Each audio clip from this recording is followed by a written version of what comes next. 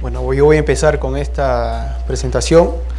Básicamente aquí con Walter hemos dividido, ¿no?, una primera parte en el tema de las herramientas que uno emplea para el movimiento de flujos, y una segunda parte ya está más direccionado al tema de generación de mapas, riesgo y estructuras. Bueno, toda esta experiencia proviene de lo que viene a ser pues básicamente la simulación de un flujo de lodo. Aquí en el Perú, desde el 2003, esto empezó con el INGEMET, ¿no? Ya se viene implementando, digamos, aplicaciones, modelos matemáticos, numéricos, que de una forma nos aproximan en cuanto a resultados, nos da tirantes, velocidades, para poder de alguna forma hacer un dimensionamiento, una estructura de mitigación, ¿no?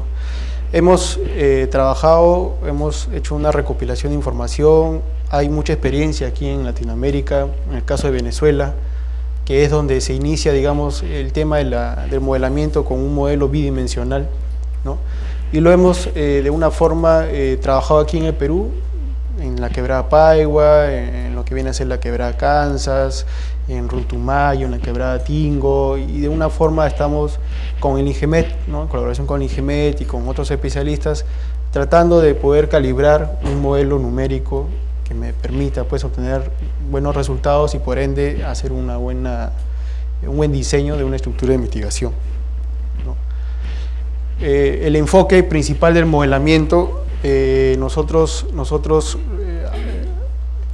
¿no?, básicamente es el tema del cono de eyección y parte de la garganta del cauce, ¿no? En el tema de modelamiento, el enfoque, los resultados que tratamos de representar se basan pues en la zona del cono de eyección y en la zona de la garganta, ¿no? Como sabemos, pues en una quebrada tenemos tres zonas bien definidas, ¿no?, la parte de la cuenca de recepción, la parte de tránsito y la zona del cono de eyección. Para el modelamiento, ¿no?, nosotros representamos resultados, pues nos interesa, ¿no?, lo que ocurre pues en esta zona de aquí, ¿no?, la parte del cono de eyección y parte de la garganta. Esto es un evento del desastre de Vargas en el 99, fue un evento que se tomaron datos, esto es en Venezuela, se tomaron datos de campo, después del evento que hubo ahí, que se activaron más de 10 quebradas que van hacia el Caribe, se activaron y de una forma se obtuvieron imágenes satelitales, información de campo y luego se procedió al modelamiento de estos tipos de escenarios, ¿no? Este es el evento y esta es una zona del Caribe, ahí en Venezuela, ¿no?, donde tenemos ya la deposición del flujo, ¿no?, y esto luego se hizo una modelación, bueno, hicieron ellos una modelación, ¿no?, imágenes satelitales antes y después del evento, ¿no? El evento fue en el 99, ¿no? Toda la zona pues del cono de eyección, ¿no?, con el material de flujo ya depositado, ¿no?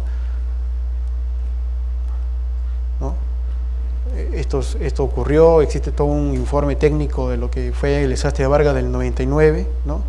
Vean que aquí, cuando hablamos nosotros de flujos hiperconcentrados, más adelante vamos a ver la definición, tratamos de hablar de flujo de lodo, de flujo de detritos, ¿no?, o avenidas de lodo, ¿no? De una forma esto representa más pues un flujo de detritos, un flujo de escombros, lo que nosotros conocemos, ¿no?, como el huaico, ¿no? Bueno, el evento pues de una forma, vean material, ¿no?, material grande, por ahí habrá material mucho más grande, siempre tenemos pues definido una matriz aquí, ¿no?, una matriz del sedimento y una forma, el agua, el flujo que interactúa dentro de este proceso, ¿no? Esto es ya más que todo pues es una avenida de lodo, vemos menos materiales, vemos más una mezcla ahí, agua-sedimento, ¿no? Bueno, que hace pues que vean los niveles que alcanzan, ¿no?, y los efectos son pues muy erosivos, ¿no?, tenemos velocidades grandes, ¿no? Aquí materiales mucho más grandes, vean, ¿no?, esto es producto, esto es lo que transporta pues un flujo de huaicos y de una forma altera las cimentaciones, las estructuras, ¿no? Aquí, ¿no?, después del estudio, ¿no?, vean, hay una información importante, ¿no? Lo que trato de recalcar aquí es que para un evento, para una modelación, siempre es importante los datos de campo que uno obtenga, ¿no? Entonces, luego del evento, de una forma hay una caracterización, ¿no?, de la matriz digamos que se transportó, digamos, hablamos de material fino, por ahí arcilla, y de una forma también se toman las dimensiones de las piedras más grandes, ¿no? que hayan quedado pues dentro del flujo, ¿no? Rápidamente vamos a tratar unos puntos importantes.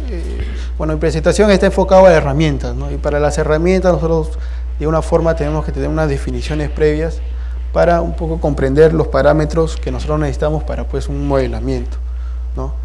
Dentro pues de la teoría, ¿no? de los fluidos, nosotros que trabajamos pues con ríos utilizamos el GRAS, ¿no? Estamos hablando pues de tipo de fluidos newtonianos, ¿no? Es un análisis, un modelamiento de un flujo de agua.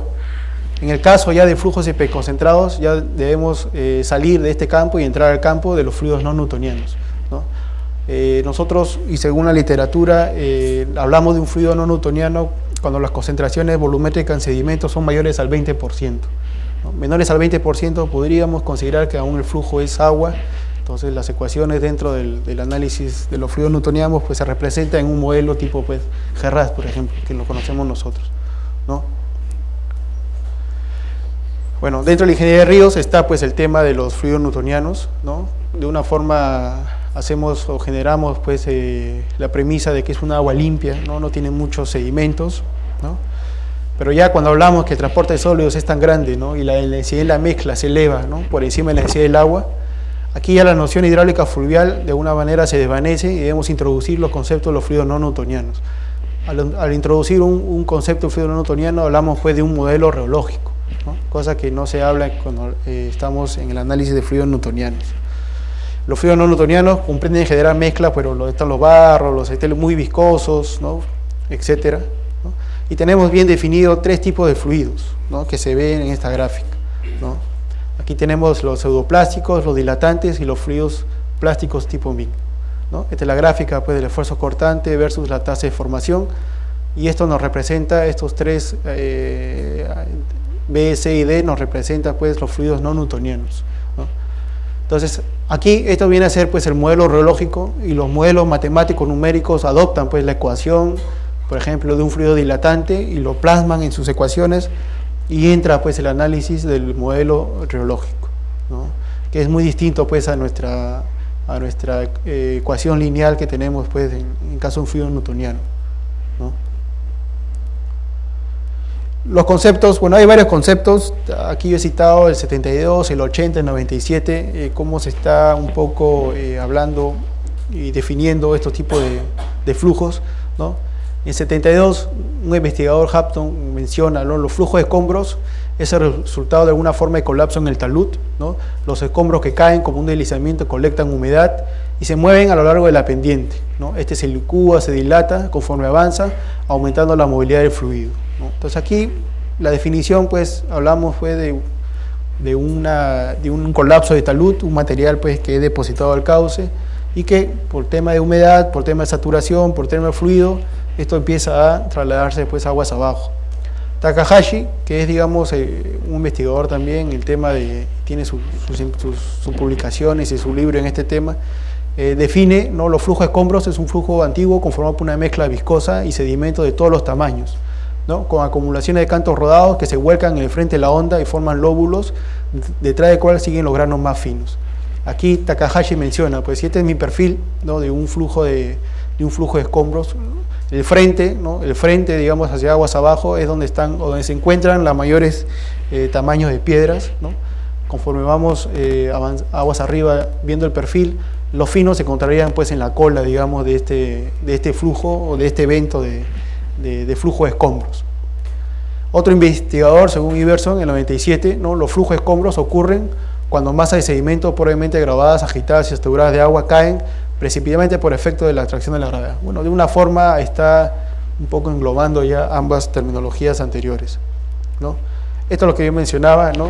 Este es un perfil, digamos, ideal de un flujo de escombros. Tenemos la región 1, la región 2, la región 3, y aquí, bueno, se visualiza pues los fragmentos de rocas altamente desordenados que parecen hincharse o salirse, ¿no? Este es el frente, digamos, de onda. Luego tenemos una región 2, que es la región de agua enlodada, altamente turbulenta, con guijarros de diversos tamaños cargados aquí, ¿no?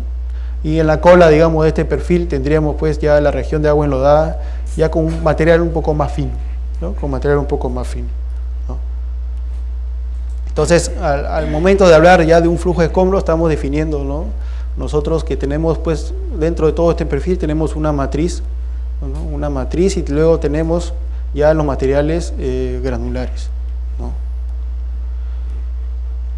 ¿No? Viendo la sección transversal, bueno, se ve pues que los mayores tamaños de piedra se encuentran en el frente de esta onda, ¿no? ¿No? Esto también en el tema de, ¿no? Cuando uno pues aguas abajo ve el evento, ¿no? Este es un perfil ideal, ¿no? En realidad esto resulta pues ser un poco más desordenado, pero digamos que aquí se definen o se encuentran los mayores efectos de colisión, ¿no? Dentro de este fluido, ¿no? Y aguas abajo pues ya tenemos la matriz más fluida, aquí la zona con lodo, ¿no? Con tamaño de piedras menores, ¿no? Y esto aguas abajo pues se tiende a la deposición y va a haber un momento en el que el flujo va a detenerse, ¿no? Y va a llegar pues esta zona de agua pues con material mucho más fino, ¿no? En cuanto a la clasificación, y esto es importante dentro del modelamiento, porque los modelos, por ejemplo, caso Flow 2D, no nos simulan, por ejemplo, un flujo de detritos donde deberíamos ingresarle pues material granular. Este modelo de una forma adopta, ¿no? Dentro de la clasificación, adopta lo que es un flujo hiperconcentrado, ¿no? Y ellos lo definen como concentraciones pues, en el orden de 20 a un 60%, concentraciones volumétricas en sedimento. Entonces, es importante pues, conocer las clasificaciones. Y aquí igual menciono, bueno, 3 investigadores, tenemos a Costa, a Cusot y a Suárez, ¿no? En sus libros, ¿no? En sus referencias, nos dan una cierta clasificación en función pues, a su experiencia, ¿no? Costa en el 98, ¿no? Diferencia 3 tipos de flujo, ¿no? Aquí tenemos las avenidas de agua, ¿no? Los flujos hiperconcentrados, y tenemos ya los flujos de detritos, que son los derived flow, con material mucho más granular, ¿no? Y aquí nos da algunos parámetros, ¿no? Concentraciones en peso, en volumen. Vean que aquí, cuando hablamos de una avenida de agua, hasta un 20% en concentración de sedimento en volumen, podríamos hablar que estamos pues, analizando un flujo de agua. Si nosotros vemos que el evento tiene una concentración mayor a un 20%, tenemos que tratar ya con flujos hiperconcentrados o flujos de escombros, ¿no? Entonces el análisis, de una forma, la densidad es igual, pues, ¿no? Conforme tenemos mayor concentración, aquí las densidades van a aumentar, ¿no? Y algunas características en cuanto a viscosidad, ¿no? Que es un parámetro que se incorpora pues, en el análisis de los flujos, de los fluidos no newtonianos, ¿no? Cuando introducimos el modelo reológico. Necesitamos conocer pues, viscosidad, necesitamos conocer esfuerzo de excedencia para el modelamiento, ¿no? Y para la simulación que se vaya a realizar. Cusot, en el 97, igual tiene una gráfica Cusot, donde está en función de la concentración, igual concentración de volumen del sólido total, y aquí la fracción fina, hablamos de menor a 0.04 milímetros de la fracción sólida total. Bueno, ahí sacamos una relación y Cusot proporciona este gráfico, y bueno, hablamos de los Huaycos o los derived flow. Estamos en esta zona achurada, y esta zona de aquí viene a ser los flujos hiperconcentrados, ¿no? Ambos de una forma ya sobresalen a lo que viene a ser pues, las inundaciones de agua, por ejemplo, ¿no? Suárez también hace una clasificación, pero él hace una clasificación en función a áreas de cuenca y en función a pendientes. Él es un investigador colombiano, tiene también ahí una publicación. Y bueno, él define que los fluidos de detritos ocurren generalmente en canales de gran pendiente y tienen una longitud de recorrido menor que los flujos hiperconcentrados y los flujos de lodo, ¿no? Aquí, bueno, está diferenciando flujo de detritos, está hablando de flujos hiperconcentrados y flujo de lodo. Son distintas clasificaciones que Suárez da dentro de lo que es la clasificación de flujos de escombros. Entonces él proporciona también una gráfica, ¿no? Donde vean, ¿no? Aquí están las mayores pendientes, hablamos de flujo de detritos, ¿no? Un flujo de detritos ya entendemos que es con material pues, granular muy grande. Flujos hiperconcentrados, hablamos de 20 a un 60% de concentración, ¿no? Flujo de lodo de 20 a un 35, un 45%, entonces está clasificando en función a pendientes, y bueno, aquí adicionalmente coloca pues en función a áreas de cuenca. Aquí hay unos textos ahí que nos dan de una forma, por ejemplo, otro investigador, Aldrich Hran, es un investigador desde el punto de vista geotécnico, ¿no? Miren, en el caso de que el índice de plasticidad para matrices, sedimentos y flujos son mayores a 5%, se colocan dentro de la clasificación de los flujos de lodo, ¿no? Entonces aquí ya este investigador relaciona conocer en base pues tenemos el evento, ¿no? Tenemos una muestra del evento, nosotros podemos hacer pues un análisis ahí de laboratorio y de una forma de conocer un índice de plasticidad. Bueno, él nos da una clasificación en función a un índice de plasticidad mayor a 5%, ¿no? El flujo hiperconcentrado está formado por una mezcla de partículas gruesas y agua. Bueno, aquí hablamos de concentraciones en el orden de 20 a 60% para flujos hiperconcentrados. Y los flujos de detritos, ya hablamos ya de casi dos fases, ¿no? La fase pues de la mezcla agua-sedimento y la fase ya turbulenta de los granos, ¿no? Esto es lo que se aproxima más a lo que nosotros conocemos pues los huaicos, ¿no? Esto hablamos de flujos de lodo, flujos hiperconcentrados, ¿no? Digamos, estamos también partiendo de 20%, pero aquí donde se encuentra bueno, los granos más grandes se encuentran en este evento, ¿no? Los flujos de detritos. Dentro del modelamiento, ¿no? Estos dos eventos, de alguna forma, en base a las ecuaciones y a los modelos reológicos existentes, podemos aproximarnos, ¿no? A obtener resultados en base a estos dos campos. En cuanto al flujo de detritos, ya con material, con granos pues mucho más grandes, lo que se está haciendo en el tema de modelamiento es trabajarlo como dos fases distintas, ¿no? Simular una fase de mezcla agua-sedimento y luego simular una fase de material de granos pues mucho más grande, ¿no? Bueno, aún no hay un modelo pues que nos esté dando o esté dando al 100% el comportamiento real de un flujo de detritos, no se tiene, lo que se hace son aproximaciones, ¿no? Aquí tenemos pues nuestro flujo de agua, nuestro flujo pues hiperconcentrado, y aquí ya con material, bueno, ya hablamos, vean, en cuanto a concentraciones, en cuanto a porcentajes, hablamos de casi ya del 65%. ¿No? Aquí 40%, ¿no? Y aquí pues menor a 5%, estamos hablando de menor a 20%, ¿no? En cuanto a secciones transversales, bueno, el tema geológico, el tema es muy importante en cuanto al análisis de los depósitos, ¿no? Dentro de los eventos, ¿no? Hacer un análisis de los tamaños, la matriz, ¿no? Cuál es el comportamiento, bueno, es muy importante la parte geológica, ¿no? Adicionalmente, algunos conceptos, ¿no? Importantes dentro de lo que es el soporte de partícula, ¿no? Bueno, ¿a qué se debe que cantos rodados grandes estén flotando en una matriz fluida, ¿no? ¿Cuál es la dimensión máxima de estos cantos rodados en flotación? ¿Y cómo se explica científicamente este fenómeno? Bueno, dentro del comportamiento, ¿no? De estos tipos de... ¿no? Vean que aquí pues estos tamaños de piedras son de alguna forma transportados tanto por colisión entre partículas como por la misma matriz fluida, ¿no? Esta es una mezcla pues ya agua-sedimento. Entonces eso está de una forma movilizando todo este material de granos pues mucho más grandes, ¿no? Vean que dentro de un evento pues ¿no? Quedan pues tamaños de piedras de este tamaño, ¿no? Quedan tamaño de piedras. Entonces eso fue pues de una forma transitado, ¿no? Dentro de esa matriz fluida, y tanto de por sí por el tema de colisión entre las partículas, ¿no? Esto es en la zona de la quebrada sin nombre o Condorpirca, aquí en la Bocatoma, esta es la Bocatoma de Chavimochic. Aquí hay una quebrada que, bueno, le dicen quebrada sin nombre, y por ahí un ingeniero le puso la quebrada Condorpirca. Aquí hay un dique que el mismo proyecto tiene aquí implementado un dique, donde en esta quebrada, pues, si no hubiese este dique, podría caer directamente en la Bocatoma, aquí en Chavimochic. Entonces han puesto este dique y aguas abajo, pues el flujo sería hacia aguas abajo, hacia el río Santa, ¿no? Entonces, aquí, bueno, es una quebrada que se ha evidenciado presencia de huaicos, y sin embargo vemos aquí esta piedra aquí, ¿no? Que es esta piedra aquí vista en foto, y acá hay una persona, ¿no? Aquí hay una persona. Entonces, bueno, aún se tiene esta pregunta, ¿no? ¿Cómo llegó esa piedra ahí? Bueno, es una quebrada que se ha evidenciado con huaicos. A lo mejor ha sido ahí un evento que ha dejado depositado en esa zona anterior, ¿no?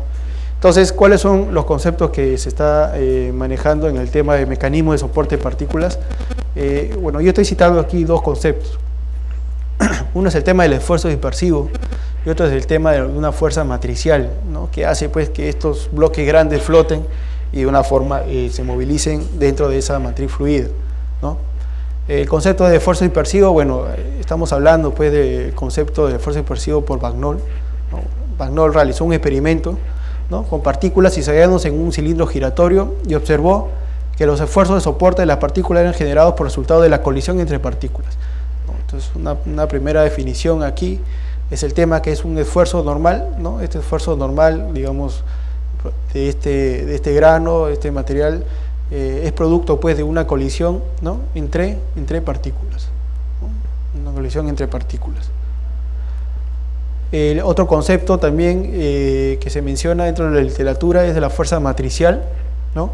Se observa que si una partícula suspendida en un flujo de lodo no estacionario, ya depositado, es empujado hacia abajo, tiende a hundirse un poco y quedarse en esa posición, sin retornar a la superficie, ¿no? O hundirse hasta el fondo, ¿no? Bueno, ese sí es dentro de una matriz, tenemos un material, lo empujamos, lo hundimos, bueno, va a quedar ahí en esa posición y no va a regresar a su estado original ni tampoco va a hundirse. Bueno, ahí existe pues existiría una fuerza ahí matricial dentro de esa mezcla agua-sedimento que hace que este material no llegue a su estado original ni se pueda hundir. Según Hampton, en el 75, existe una red de partículas de arcilla floculadas a todo lo largo del fluido. La floculación es la resultante de fuerzas atractivas netas entre dos partículas de arcilla. Bueno, aquí dentro de lo que es esta fuerza matricial, bueno, está en base al tema de la mezcla agua-sedimentos, donde el sedimento de una forma tendría un mayor porcentaje de arcilla, ¿no? Un mayor porcentaje de arcilla, ¿no? Dentro de las quebradas que hemos tenido la oportunidad de analizar y de una forma acompañados, ¿no? Por geólogos, se ha evidenciado mucho que el tema de la presencia de la arcilla de una forma hace que este flujo adopte esa movilidad, ¿no? Y pueda de una forma transitar pues esos tamaños de piedras mucho más grandes, ¿no? Presencia de arcilla. Esa fuerza mínima requerida para romper esta red de partículas ha sido definida como la fuerza matricial de Johnson, ¿no? Entonces aquí hay una pequeña ecuación, ¿no? Que está en función aquí al tamaño de piedra de la partícula más grande, ¿no? Aquí existe una variable h en la ecuación, tenemos definida como el tamaño medio de las partículas grandes que pueden ser transportadas por la corriente, ¿no? O sea, al final podríamos determinar qué tamaño de piedra fue en promedio, ¿no? De las partículas grandes fue transportado por un evento, ¿no? En base pues a una ecuación empírica donde tenemos algunos factores pues, del punto de vista geotécnico, pero están en base a la matriz fluida, ¿no? O sea, a la mezcla ahí, agua y el sedimento. Bueno, se sacan estos parámetros tanto de cohesión, los pesos unitarios, ¿no? De la mezcla, del mismo material, ¿no? Y tenemos ahí unos ángulos aparentes de fricción que se muestran también en un gráfico y de una forma obtenemos ahí, a forma aproximada, obtendríamos un valor de un tamaño de piedra, ¿no? De promedio que fue transportado pues, por esa mezcla depositada en dicho evento. Dentro de propiedades pues tenemos velocidades, densidades, tirantes. Bueno, cuando hablamos de velocidades pues diríamos que a diferencia pues, de un flujo de agua estaríamos hablando de un factor pues, de multiplicativo de 2 a 6 o más, ¿no? En cuanto al tema de velocidades, ¿no? En el tema de velocidades. Igual en una zona pues se podría obtener también el dato de la velocidad en base pues a un flujo ya depositado en una zona curva. Bueno, tenemos una ecuación empírica, ¿no? En función al radio de la curva, en función a la pendiente y en función a la sobreinclinación del flujo en la curva, ¿no? Esto viene a ser la sobreinclinación. Bueno, esto nos daría de una forma de la velocidad, ¿no? Una velocidad teórica ahí dentro de lo que es este evento, ¿no? Dentro de esta sección curva, ¿no? La velocidad de flujo de escombros varía pues, de 0.5 metros a 20 metros por segundo. Bueno, es algo referencial, ¿no? Si queríamos compararlo pues, con un flujo de agua, pues como mencionaba, podríamos hablar pues, de un factor multiplicativo mayor a 2, ¿no? En cuanto a pendientes, ¿no? Bueno, ocurren en pendientes pronunciadas, eso sí lo estamos ya definiendo, pero también tiene la habilidad de fluir en pendientes muy suaves, ya más que todo en la zona de posición, ¿no? Pendientes observadas, donde se ha evidenciado pues, el tránsito de este flujo de escombros de 2 a un 32%, ¿no? Generalmente pues, nuestras quebradas, hablamos de pendientes mayores a 2, no son quebradas de pendientes muy altas, ¿no? Por medio de un análisis de estabilidad, bueno, acá hay otro concepto, que es el tema de la iniciación del movimiento del flujo de escombros. Bueno, en base pues, a un análisis de estabilidad simple, ¿no? Se obtiene un criterio de iniciación, ¿no? En base a este ángulo, a esta pendiente del cauce, ¿no? Entonces, ¿no? Aquí está nuestra tangente teta, tenemos concentración volumétrica de sedimentos, tenemos aquí el peso unitario del sedimento, del agua, y un ángulo de fricción, ¿no? En cuanto al tema de ángulo de posición, observamos que bueno, siempre en la zona de cono de eyección va a llegar un momento pues, en que este flujo tiende a tener una velocidad cero y empieza el tema de posición, y aguas arriba vendría ya un flujo más fino, que es la que cubre, ¿no? Toda esta zona dentro del cono de eyección. Observaciones de campo indican que hay cierto ángulo de pendiente límite, ¿no? Donde la oleada del flujo de escombros pierde su capacidad de viajar a velocidad uniforme y se acelera. Con una primera aproximación se asigna un ángulo de 10 grados como un comienzo para lo que viene a ser la deposición de un flujo de escombros. De la literatura se sugiere asumir un rango de ángulos entre de 10 a 15% para flujos abiertos o no confinados, y de 8 a 12 grados para flujos canalizados o confinados, ¿no? Entonces, si nosotros tenemos ya definido por una topografía ya ciertos ángulos en la zona de coyección, de alguna forma podríamos conocer bajo esos ángulos en qué zonas se empezaría a depositar pues, el evento del huaico, ¿no? Finalmente, el tema pues, en cuanto al caudal, ¿no? ¿Cómo podríamos nosotros estimar un caudal y conocer también un volumen, ¿no? Del material depositado? Aquí tenemos, yo aquí estoy citando dos metodologías. Una es de un estudio del JICA, ¿no? Y otro es una metodología de O'Brien, ¿no? Donde en el caso, por ejemplo, de JICA, según pues, en base a estudios de Takahashi, ¿no? Este volumen de detritos está en función a un volumen de agua, ¿no? O el volumen líquido, ¿no? Que en una quebrada podríamos obtenerlo pues, haciendo una hidrología, un volumen líquido, y multiplicado por un factor que está en base a la densidad volumétrica del flujo de lodos y piedras, y en base a la densidad volumétrica de los sedimentos del lecho, ¿no? Aquí hay dos factores que entran aquí, ¿no? La densidad volumétrica de la mezcla del flujo de lodo y piedras, y lo que viene a ser propiamente el sedimento, que es la matriz pues, más fina, ¿no? En este caso podría ser de repente arcilla, limo, ahí parte de lo que es la arena, que podría comprender, digamos, esta fase de aquí, ¿no? Adicionalmente, pues dentro, ¿cómo tenemos este factor C sub D? Bueno, tendríamos que conocer el ángulo de talud, nuestro ángulo de fricción, la densidad del fluido y la densidad de lodos y piedras, ¿no? Podríamos sacar una aproximación a este factor C sub D, que es el que entra pues aquí a esta fórmula, y este otro parámetro está en función a una bibliografía de Takahashi, y está en el orden de 0.275 como un parámetro adimensional. Entonces vean, aquí ya estamos proporcionando, ¿no? El tema de la relación, ¿no? Del volumen de sedimento, volumen de agua líquido, que se podría pues, obtener en una hidrología, y multiplicado por un factor, ¿no? Multiplicado por un factor que depende básicamente del tipo de material, de la matriz fluida y de la concentración, ¿no? Caudal sólido en función puede ser un caudal pico o un caudal líquido, ¿no?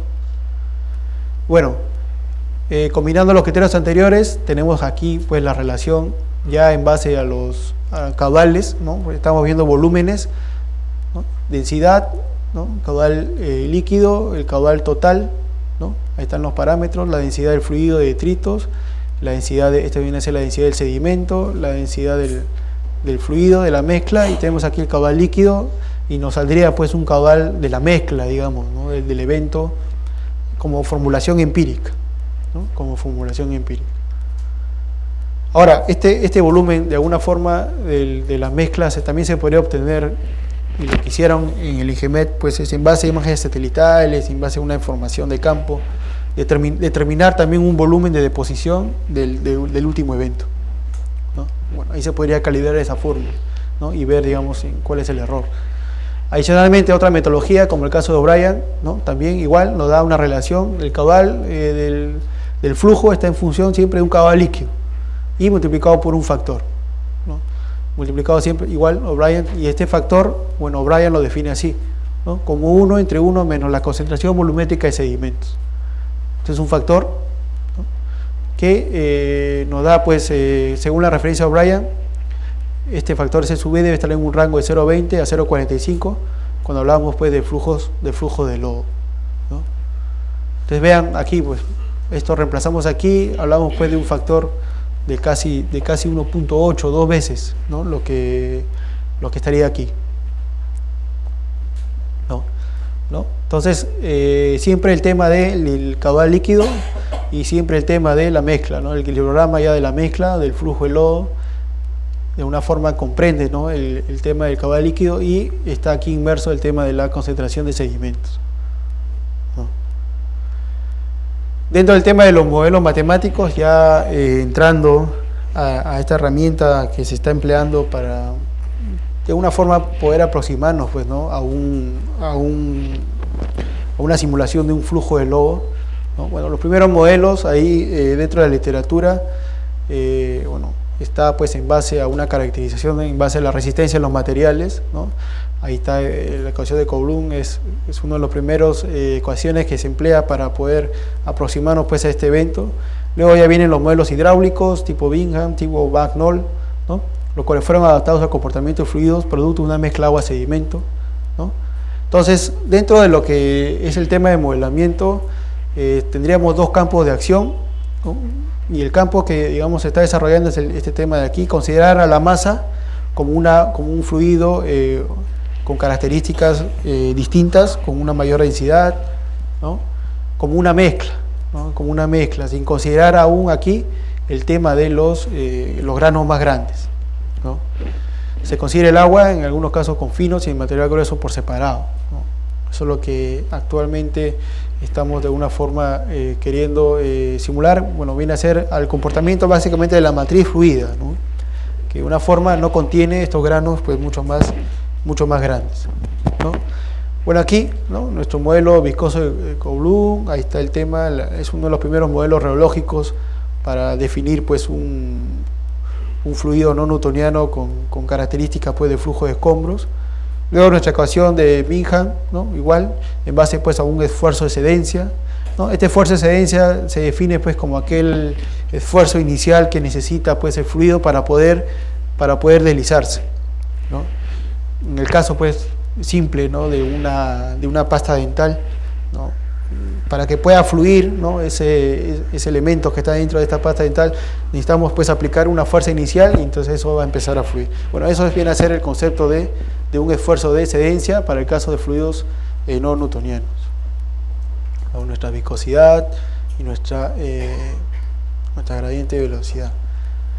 Y este es un modelo ya en base al fluido dilatante, ¿no? Dentro de la gráfica inicial que vimos está la gráfica del fluido dilatante. Bueno, este es el que adopta el modelo numérico Flow 2D, que es el que hemos empleado para poder simular algunas quebradas.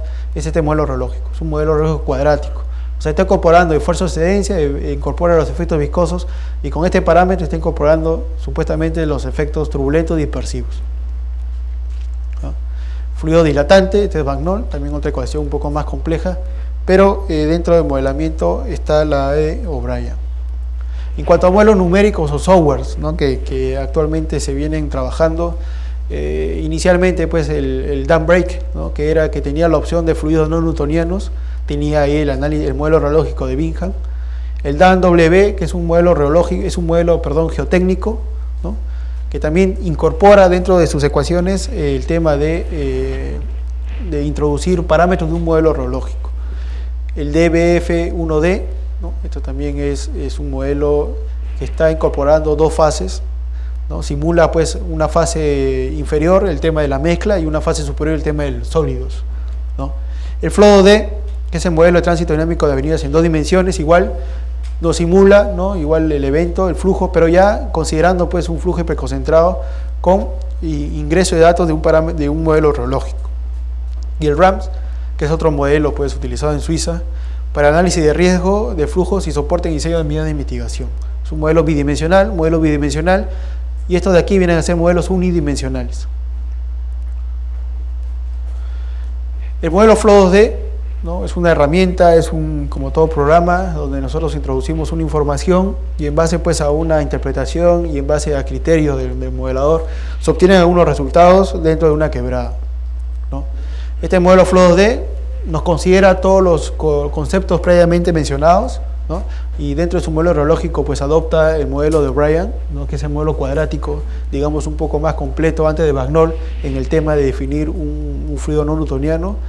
Está incorporando pues los 4 esfuerzos, excedencia, viscosos y turbulentos dispersivos. Este modelo nos permite simular flujos con concentraciones mayores a 20%, o sea, ya está adoptando el tema como un flujo hiperconcentrado, ¿no? Y dentro del modelo orológico, este modelo nos pide introducir dos parámetros, ¿no? Para solo poder definir un modelo orológico, debemos introducir lo que es la viscosidad e introducir lo que es el esfuerzo de excedencia, ¿no? ¿Cómo podríamos nosotros obtener la viscosidad de un esfuerzo de excedencia? Bueno, se tendría que hacer en base a ensayos de laboratorio empleando un reómetro, ¿no? Podríamos obtener estos parámetros. Sin embargo, existen también dentro de la literatura ecuaciones que te aproximan en base pues, a un análisis de repente con viscosímetro, poder obtener valores de viscosidad y del esfuerzo de excedencia, como una aproximación, ¿no? Bueno, el tema del reómetro no se dispone en el caso pues, del laboratorio, por ejemplo, en la UNI. No tenemos, por ejemplo, un reómetro, ¿no? Pero me parece que en el sector privado, ahí en las mineras, tienen, digamos, lo que es reómetro y analizan todo lo que es su relave, por ejemplo, ¿no? Los atributos del modelo Flow2D, bueno, tenés un modelo hidrológico, hidráulico, nos hace pues toda la hidrología y nos hace la hidráulica, transporte de sedimentos y el tránsito de un flujo como no permanente, ¿no? Utilizando pues las ecuaciones completas de Saez-Menan, nos hace un tránsito del flujo, ¿no? Este es un resumen aquí de lo que viene a ser la concentración de sedimentos según el manual del Flow2D, y vean que ya mayores a 20% hablamos de hasta un 40%, hablamos de una avenida de lodo, un flujo de lodo hasta un 55%, ya mayores estaríamos hablando de materiales mucho más granulares, y bueno, aquí lo clasifican como sedimentos, ¿no? Dentro de la selección de los parámetros orológicos mencionaba pues son dos, ¿no? La viscosidad y el esfuerzo de excedencia. El reómetro es la forma pues, que deberíamos utilizar para obtener estos parámetros, ¿no? Usualmente estos aparatos solo se analizan la matriz fluida, ¿no? O sea, no podemos meterle ahí al aparato en material granular, ¿no? Analizamos solamente la matriz fluida, ¿no? Que es esa mezcla que está originando pues, todo el proceso de tránsito y al final es la que va a quedar depositada aguas abajo, ¿no? Este manual del Flow2D, bueno, ha hecho pues una caracterización de varios tipos de flujo, ha hecho ahí una granulometría, ha determinado ahí sus índices de plasticidad, ¿no? Para una forma tener una referencia, a ver de qué mezcla de que nosotros vamos a modelar podría pues aproximarse a una de estas tipos, ¿no? Entonces, dentro del modelo, cómo ellos emplean la viscosidad y el esfuerzo de excedencia, pues está en función de lo que es la concentración de sedimentos, ¿no? Vean que es una función pues exponencial, donde aquí tenemos el exponente, está el tema de la concentración volumétrica de sedimentos. O sea, tanto la viscosidad como el esfuerzo de excedencia, ¿no? Están en función de una concentración de sedimentos. Entonces, para el modelo, para el caso del Flow2D, nosotros vamos a introducir como dato esta concentración de sedimentos. Y estos parámetros, ¿no? Alfa 1, beta 1, pues va a salir de un análisis, de una caracterización previa de la muestra que tengamos, ¿no? En cuanto a su porcentaje de arcilla, y bueno, vamos a clasificar en cuál nosotros de estas podríamos aproximarnos, y cada uno de estos mezclas tiene ya analizado un parámetros alfa 1 y beta 1 para la viscosidad y alfa 2, beta 2 para lo que es el esfuerzo de excedencia. Acá hay unas gráficas adicionales, ¿no?, de lo que estamos hablando, el tema de la viscosidad dinámica, concentración, cuál es el comportamiento, y el tema del esfuerzo de excedencia y la concentración, cuál es el comportamiento, ¿no? Esta es la tabla final, donde están los valores alfa 1, beta 1 que se introducen pues al modelo una vez caracterizado el flujo, ¿no? El modelo, introducimos el tema de agua, de líquido, sí, es importante, podemos trabajar nosotros este hidrograma para diferentes periodos de retorno y caracterizar o aproximarnos a un comportamiento de concentración de sedimentos, que también lo introducimos. Al final esta línea de color magenta, al final tenemos que calibrarlo con los resultados y vamos a ir cambiando la forma de cómo es que varía esta concentración, siempre partiendo pues de más de 20%, ¿no? Tema de la calibración, ¿no? Importante pues conocer las características del flujo y sobre todo obtener un volumen de campo, digamos, del evento ahí depositado, obtener ahí un valor que nos sirva para poder calibrarlo. También se pueden calibrar pues los tirantes, ¿no? Si por ahí tenemos marcas, registros ahí dentro de la quebrada, ¿no? O si se llegó a obtener una topografía previa y luego se hace una topografía posterior, también podríamos obtener ahí tirantes depositados en la zona del cono de eyección, ¿no? Entonces, todas esas son evidencias de campo que nos ayudan pues a calibrar un modelo. Como todo modelo, como toda aplicación pues, de un programa, de un software, debemos siempre tener ahí un margen de error en cuanto al tema de la calibración, ¿no? Muestras ahí, zonas ahí que se pueden evidenciar en campo, de una forma nos ayuda mucho a poder tener ahí unos ciertos niveles de referencia, ¿no? Todo esto con tema de geología se complementa y se puede un poco evidenciar ahí unos esquemas.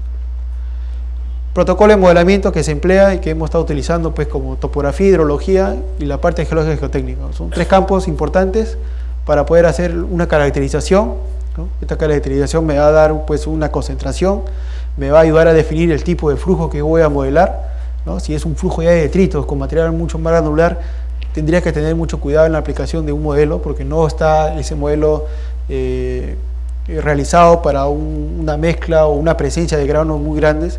Luego del modelo, aplicar el modelo, introducir los parámetros, calibrarlo y finalmente obtener mapas de amenaza.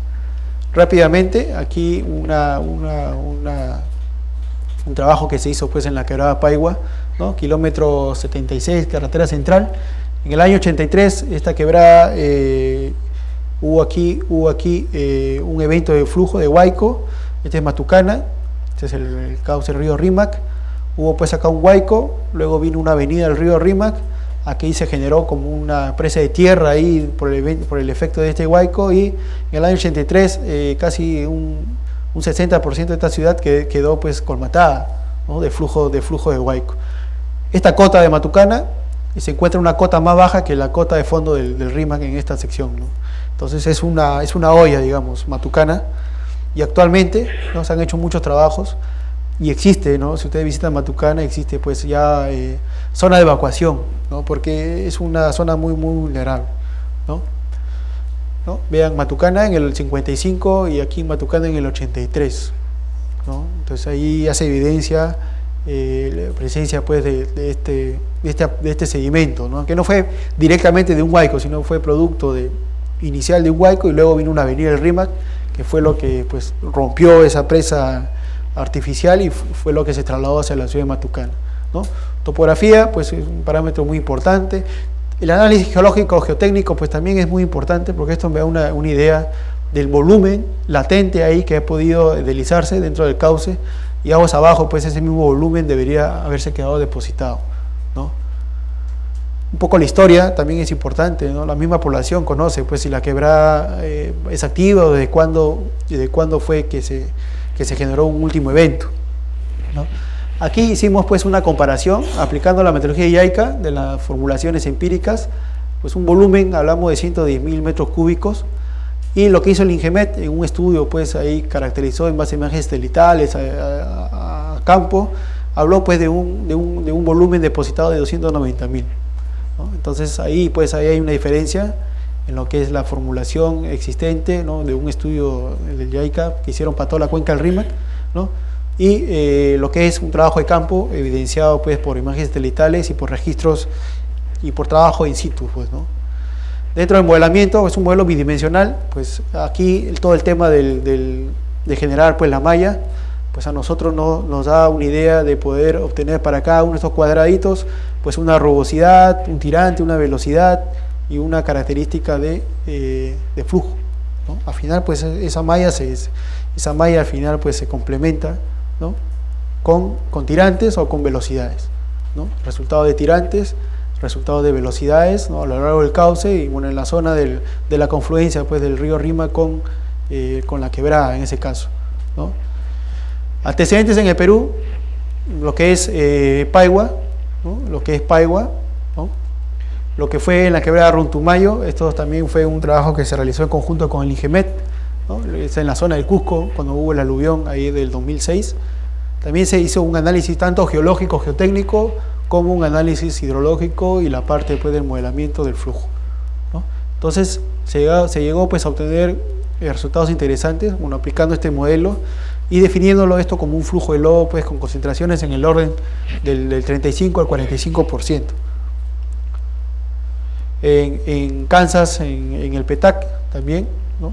Eso también fue un trabajo que se realizó pues, en base a un convenio con la Universidad de Miami y el PETAC, también para analizar pues, una quebrada con presencia de diques existentes y ver cuál es el funcionamiento, ¿no? Entonces, de alguna forma, así rápidamente, he tratado de proporcionar las herramientas, ¿no? que se podrían emplear para generar un modelo.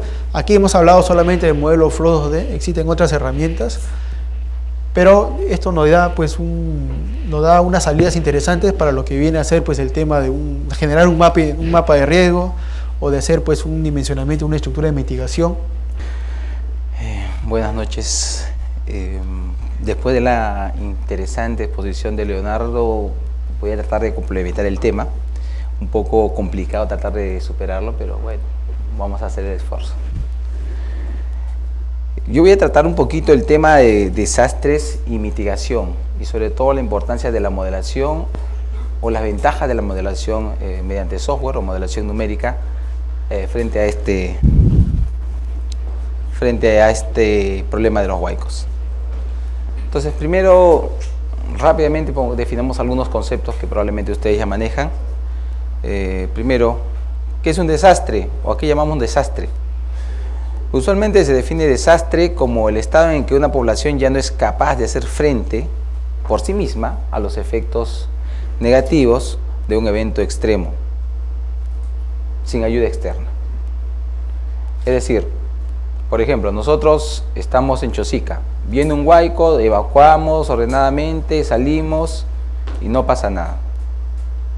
Sin embargo, debido a las características del evento, probablemente hay dos frentes de ataque y nosotros no podemos escapar, no podemos valernos por nosotros mismos. Ya no somos independientes. Entonces, a eso llamamos un desastre. Necesitamos una ayuda externa. Esta definición está ajustada de alguna manera a la visión moderna que se tiene actualmente de lo que es desastre. Y se entiende desastre como un evento social, donde las personas en riesgo son vulnerables a los efectos de un evento natural extremo. El proceso de mitigar o prevenir estos desastres es lo que se conoce usualmente como la gestión del riesgo. Y la gestión de riesgo podríamos definirla entonces como la suma de todas las acciones tomadas antes, durante o después de un evento extremo para evitar esos desastres. Bueno, la gestión de riesgo no es una tarea técnica simplemente, sino que debería conducir a mejorar también el bienestar general de las personas amenazadas por eventos extremos. Ahora, ¿qué es un desastre natural?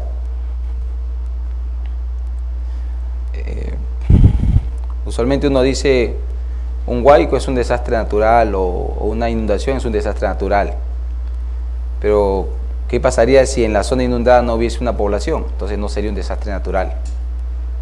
¿Qué pasaría si por donde vino el huaico no no estaba la Universidad de La Cantuta.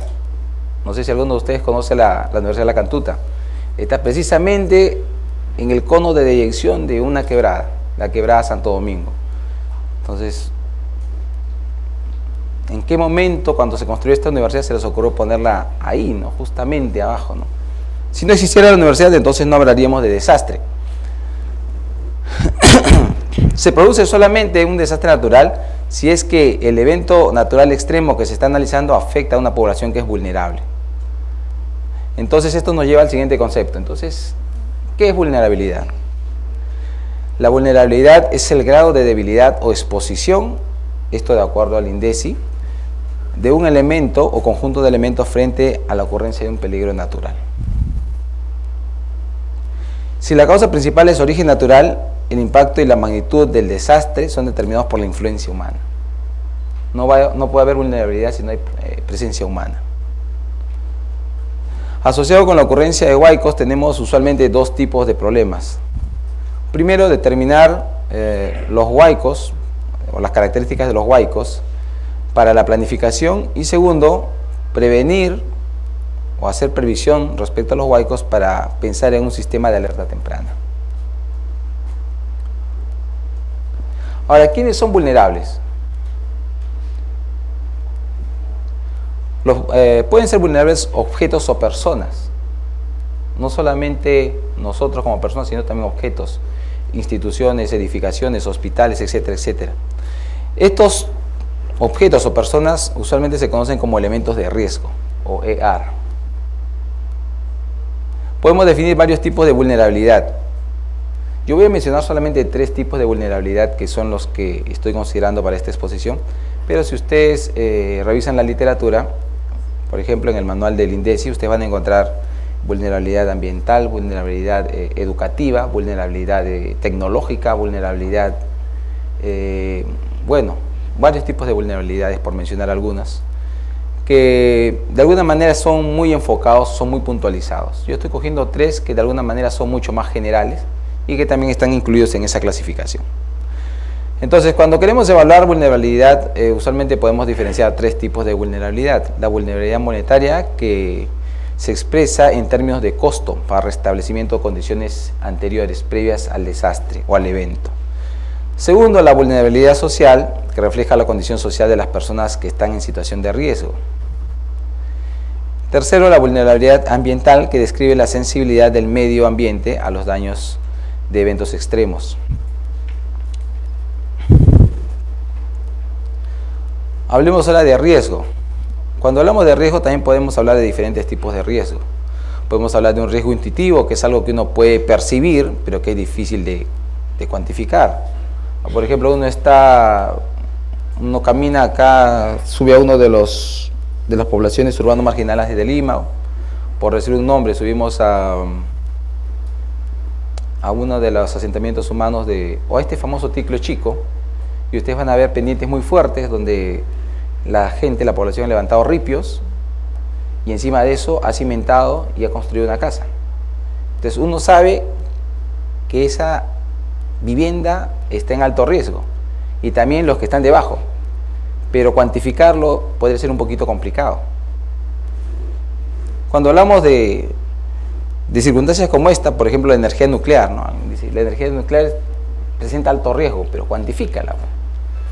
¿Cómo la cuantifico? Si explota una central hidroeléctrica, mueren tantas personas, pero no tiene por qué estallar toda la central y cosas por el estilo, ¿no? Entonces es algo complicado de cuantificar. Después tenemos lo que es el riesgo de seguro, que tiene que ver con el valor de un objeto asegurado. El riesgo de diseño, que incluye el riesgo de seguro, pero también las consecuencias de unas posibles fallas de construcción. Tenemos el riesgo residual, que incluye fallas del sistema, con consecuencias sociales, con consecuencias económicas y ecológicas. Como estamos hoy día enfocados a lo que es huaicos, hablar sobre lo que es huaicos, quería presentarles este mapa de susceptibilidad a huaicos preparado por la Comunidad Andina el año 2009. El mapa realmente es mucho más grande y abarca todos los países de la Comunidad Andina, pero yo solamente he extraído la parte correspondiente a Perú. Y aquí podemos observar la susceptibilidad alta, media y baja. Y ustedes pueden observar que a lo largo de toda la cordillera tenemos pues usualmente susceptibilidades altas, ¿no? Somos muy propensos a la ocurrencia de huaicos. Pregunta, algo que nos preguntamos todos. Pareciera que últimamente está habiendo más huaicos, ¿no? Dicen algunos. Sí, yo me acuerdo que cuando eran niños no había mucho huaico. Últimamente parece que hay más. Entonces, la pregunta es, ¿se está incrementando la ocurrencia de los eventos? ¿Qué es lo que está pasando? Esta imagen ha sido extraída de un manual del IPCC, que a su vez estaba incluido dentro de una exposición del doctor Wolfgang Kieselbach, que es uno de los creadores del Visual Mode Flow. De repente ustedes lo conocen, el software. Y en este mapa del planeta nos muestra cómo está cambiando la disponibilidad hídrica, en qué zonas se está reduciendo, en qué zonas se mantiene más o menos estable y dónde hay un incremento. Lógicamente nosotros podemos pensar que si se incrementa el volumen de lluvias, de precipitaciones, se va a incrementar o se podría incrementar el volumen o el número de ocurrencias de huaicos. Entonces, si observamos la zona correspondiente al Perú, podemos ver que la cordillera se encuentra calificada como una zona en la cual se está incrementando las temperaturas. ¿En cuánto se está incrementando? En valores que oscilan entre el 5 y 25%. Eso quiere decir que no nos debe sorprender si de aquí a 5 años seguimos notando que aparentemente se está incrementando el número de huaicos. Una muestra más, esta imagen son datos de precipitación tomados en la cuenca alta del río Cayazas en el departamento de Tacna. Ustedes pueden ver en esta serie de precipitaciones desde el año 84 hasta el año 2008 una clara tendencia al incremento de precipitaciones. Muy fuerte, muy fuerte. Y ojo que acá estamos hablando de los 12 meses del año, es decir, la tendencia es constante, es permanente.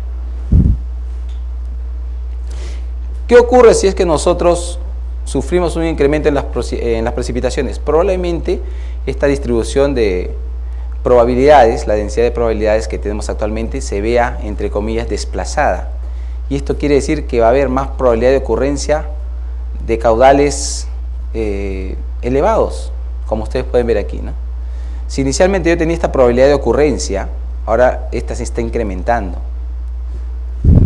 Y esto consecuentemente va a llevar a mayores problemas. Pero no solamente ocurre eso, sino que ocurre lo que ocurre en nuestro Perú siempre, ¿no? Probablemente muchos de ustedes han trabajado en carreteras. ¿Qué es lo que hacen cuando construyen una carretera? Cortan una montaña, cortan un cerro, y después ¿qué hacen? Lo estabilizan, ¿no? Lo dejamos ahí nomás, ¿no? Ya con la lluvia solito se va a estabilizar. ¿Pero en cuánto tiempo? ¿En 10 años? ¿En 20 años? Y esos 10 o 20 años tienen un costo, porque cada vez que llueve cae material y viene la maquinaria a limpiar, etcétera, etcétera. Y entonces esta imagen es correspondiente a la carretera binacional. Y ustedes pueden ver ya las consecuencias de esta construcción, ¿no? Acá hay derrumbes, hay huaicos, probablemente consecuencia de la lluvia. Y esto probablemente se va a seguir manteniendo por varios años como consecuencia de la acción antrópica en todas las zonas en las que se vaya a construir obras de estas características, ¿no? Ni siquiera pensar en lo que sería si construyen esa carretera que querían hacer de Trujillo, creo, hasta Iquitos. ¿Qué va a pasar ahí, no? Sería probablemente un caos. Entonces nosotros podríamos decir que este incremento en precipitaciones tiene dos factores, factores externos y factores locales. Los factores externos, el clima, el tiempo, el uso excesivo, la destrucción del medio ambiente, y como factores locales, el aumento de la población y la migración en áreas de peligro. ¿Por qué el aumento de la población?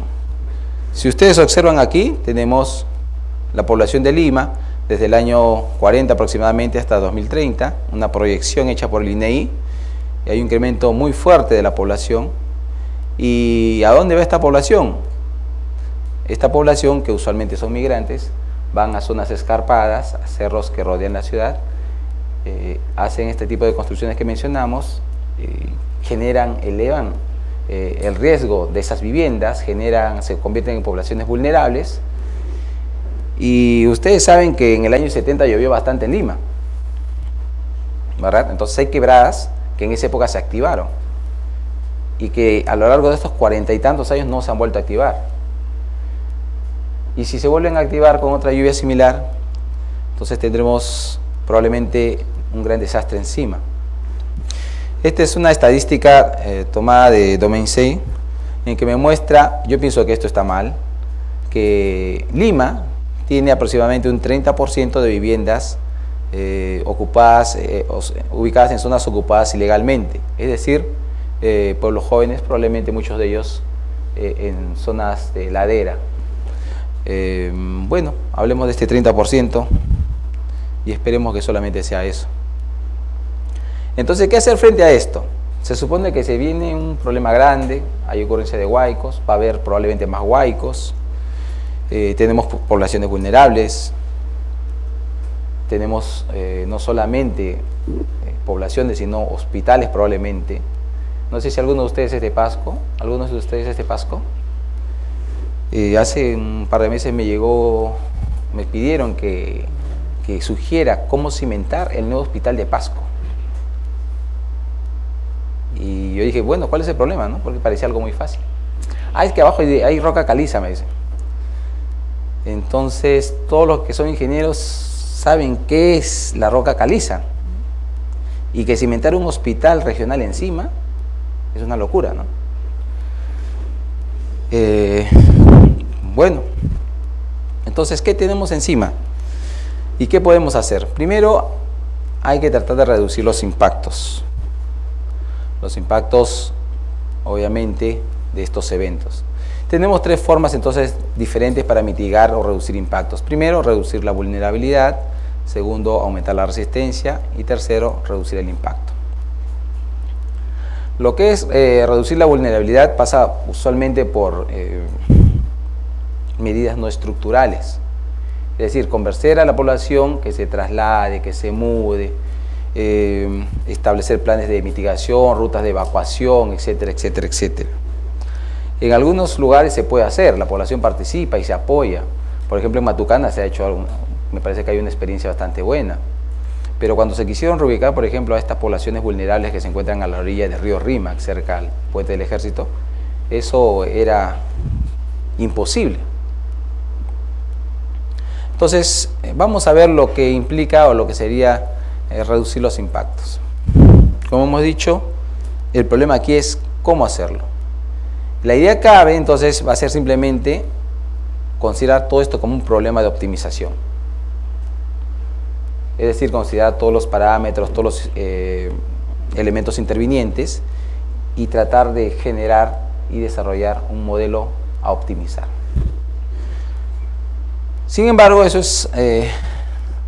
es, digámoslo así de alguna manera, académicamente correcto. Pero hablando de algo más práctico ya, ¿cómo podemos evitar, o de alguna manera más que evitar, controlar estos huaicos o flujos de escombro? Ya sabemos que se va a incrementar el volumen, va a incrementar su ocurrencia, va a haber probablemente más poblaciones vulnerables. Entonces, ¿cómo evitar o cómo controlar los flujos de escombros? Como ya mencioné, podemos tener medidas estructurales como no estructurales. Las medidas estructurales usualmente son construcciones de instalaciones y usualmente son caras. Las medidas no estructurales son medidas que no implican una construcción, más bien la organización de sistemas de alerta o de refugio o de evacuación. ¿Cómo podemos saber o cómo podemos estar seguros si es que estamos frente a una quebrada o si vivimos cerca de una quebrada que efectivamente, potencialmente, puede producir un huaico? ¿Cómo sabemos si estamos bajo la amenaza de un huaico? Algunos autores, como Takahashi, mencionan esta relación entre lo que sería la lámina de agua sobre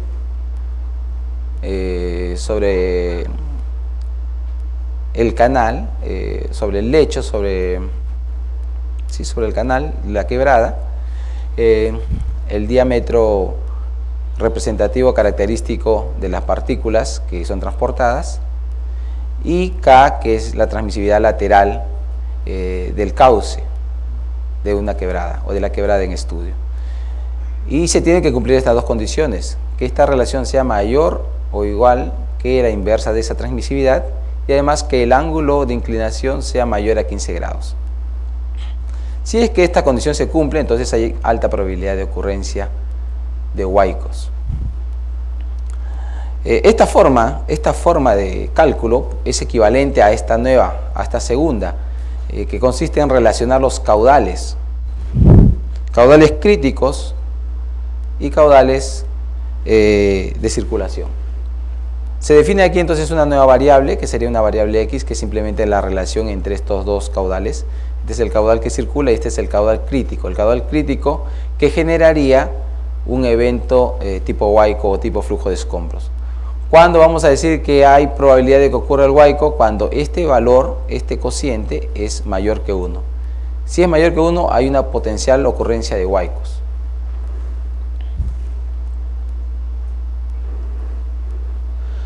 Además, podemos hablar nosotros de una probabilidad de ocurrencia.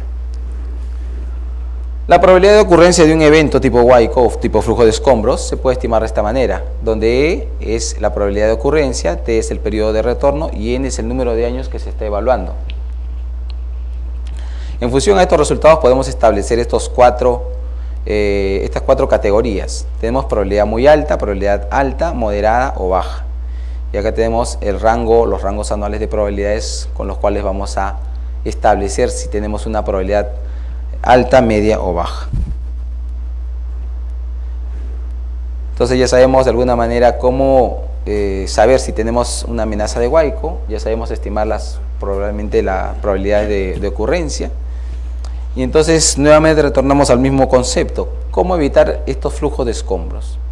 Hay diferentes medidas que se pueden hacer, por ejemplo, construir presas en la parte alta para retener palizada o desprendimiento de árboles. Esto estaríamos hablando de la selva alta peruana. Tenemos las famosas presas DAM, las presas Savo, cuya finalidad fundamental es retener los sólidos. Esto estaríamos hablando probablemente ya en una sierra de nuestro Perú, porque sierra o costa donde efectivamente tenemos no presencia de árboles, sino tenemos presencia de sólidos, como en este caso. Podemos hablar de zonas a revegetar o a reforestar.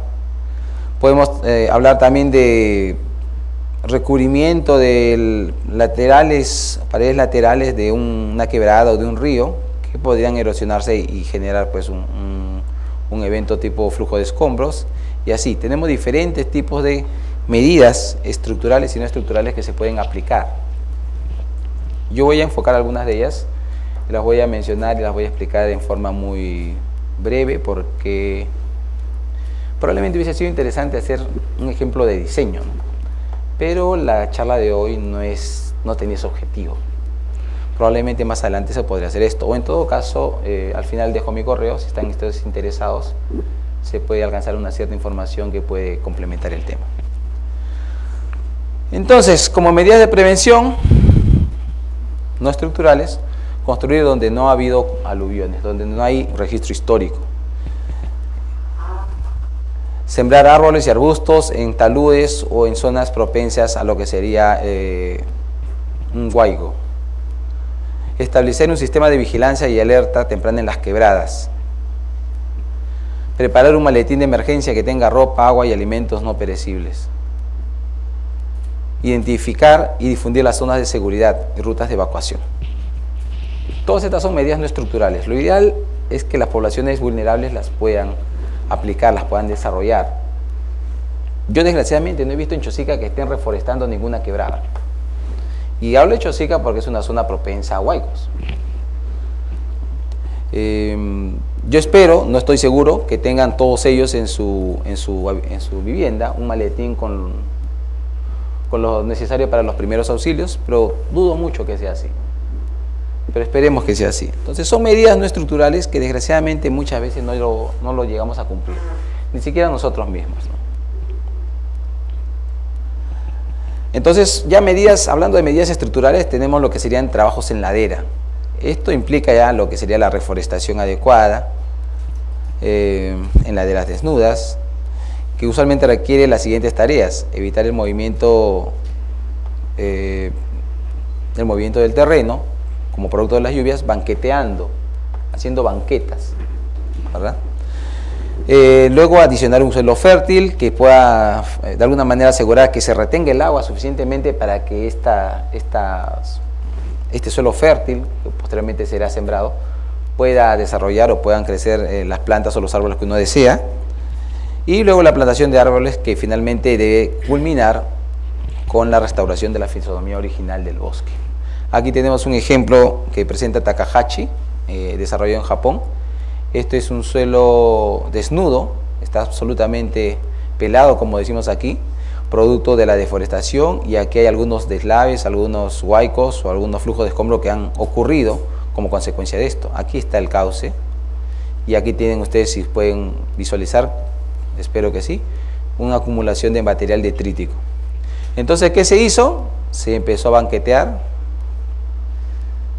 se sembraron plantones, se puede visualizar los plantones que están sembrados, se hicieron algunas obras de contención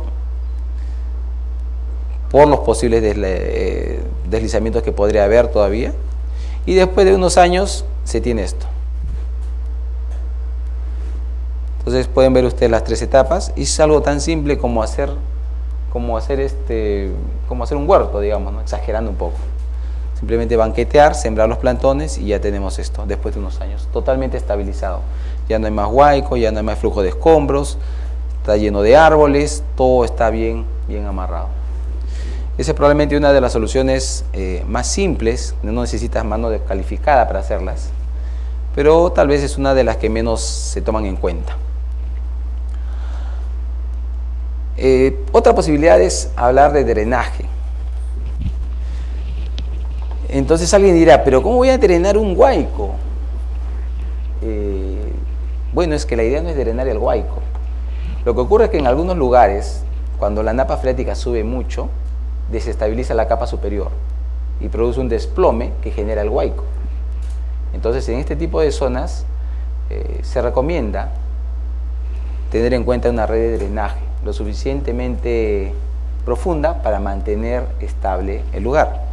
Obviamente esto tiene que ir acompañado de un estudio de aguas subterráneas.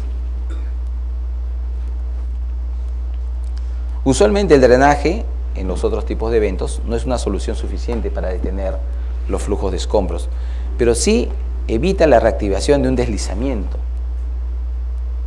Es decir, a continuación vamos a ver un par de obras más, vamos a ver las presas Savo. Cuando uno construye una presa Savo, tiene que tener en cuenta también probablemente un drenaje adecuado para evitar un desprendimiento o una situación no deseada. Estas son las famosas presas Savo, que ya muchos de ustedes probablemente conocen. Una presa Savo simplemente es un represamiento, como ustedes pueden ver aquí, hecho de un material cualquiera, que puede ser piedra, puede ser concreto, puede ser madera, lo que sea, y que tiene un objetivo muy simple: retener los sólidos en su cuerpo. Si ustedes observan aquí hay unos agujeros que se asemejan mucho a los famosos lloraderos o lloradores, ya no recuerdo bien, que tenemos usualmente en los muros de contención. ¿Cuál es el objetivo de esos lloradores, de esas perforaciones en los muros? Drenar, pues, ¿no? Drenar, reducir la carga. Entonces, este es el mismo, de alguna manera, tiene el mismo objetivo. Aquí llega la masa del flujo de escombros, que es barro, lodo, piedras, arena, rocas, etcétera, etcétera, pero viene con una carga de agua. Entonces, al llegar aquí, estos agujeros permiten que esa carga hidrostática que podría estar actuando sobre este muro, se reduzca y se elimine por filtración o por drenaje de esa agua. ¿Cómo funcionan? Aquí tenemos una quebrada con material de gran diámetro acumulado en la parte alta. Obviamente con una lluvia fuerte esto va a caer, va a alcanzar una energía dinámica muy fuerte y va a probablemente causar un desastre en la parte baja.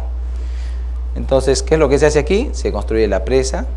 Fíjense la cercanía que tienen las viviendas. Entonces, podríamos decir, no, y más fácil no es sacar estas viviendas. Complicadísimo, ¿no? ¿Quién va a salir de su casa? Nadie sale de su casa. Acá tenemos una vista desde la parte posterior de la presa. Aquí está la presa, construida recién. Ustedes pueden ver que está absolutamente vacía. El volumen que podría ocupar un posible evento es este de aquí.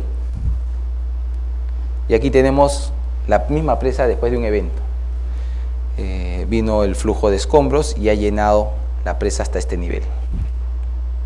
Entonces la pregunta importante es, bueno, está bien esto, todo está muy bien, esta presa me va a permitir drenar el agua, ¿ya? Pero entonces, ¿para qué le hago esta canaleta acá arriba?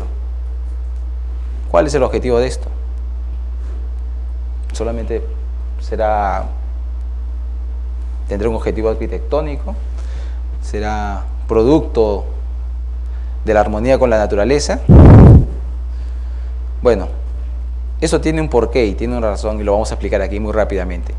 Este sería el cauce de una quebrada de un río sin la presa. Acá solamente se muestra dónde va a estar emplazada.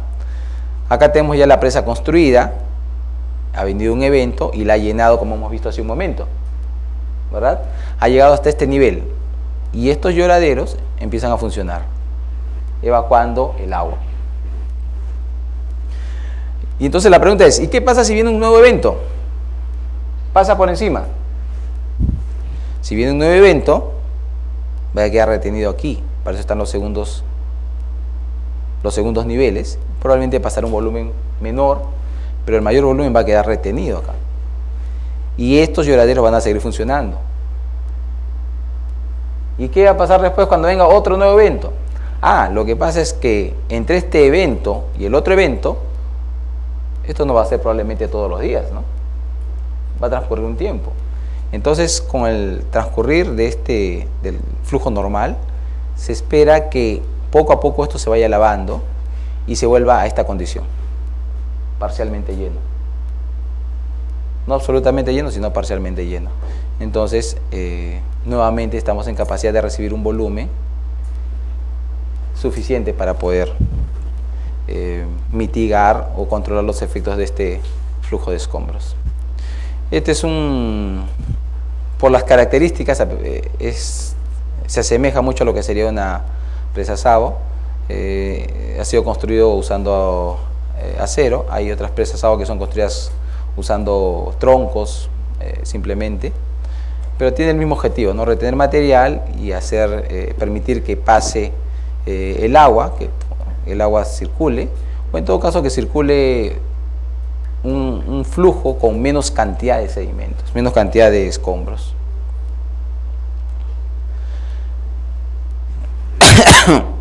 Estas son las llamadas barreras flexibles, que como ustedes pueden ver, parecen algo muy simplón, ¿verdad?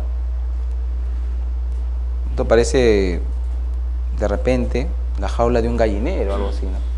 Pero sin embargo estas barreras flexibles se han mostrado ser muy útiles. Hay diferentes investigaciones y estudios y pruebas y modelamientos que se han hecho no solamente en Japón, sino también se han hecho en Suiza, y arrojan un resultado interesante. Estas mallas usualmente pueden retener hasta 1000 metros cúbicos de volumen, de escombros o de sedimentos. 1000 es un valor promedio. Algunos estudios dicen de que esto más o menos puede variar entre 100 y 2000, pero 1000 es un valor promedio, digamos algo conservador. Aquí tenemos una vista desde la parte alta, fíjense ustedes, la quebrada viene por aquí, en esta dirección, y aquí se ha puesto la barrera flexible. Abajo simplemente un grupo de pobladores interesados en la estructura. Como ya mencioné, esta barrera flexible se aplica usualmente hasta volúmenes de 1000 cubos para tener una cierta seguridad. Cuando esta barrera se llene, porque se tiene que llenar igual que la presa Savo se llena, el material que desborde va a cargar contra la red y va simplemente a generar un componente de fuerza normal y de corte, pero eso no es nada del otro mundo. Aquí ustedes pueden ver ya las barreras llenas, ustedes pueden ver, se curvan, por eso son flexibles, ¿no? se curvan. Usualmente estas barreras pueden tener 5 metros y debido a esta curvatura, obviamente, como ustedes pueden ver aquí, su altura se reduce.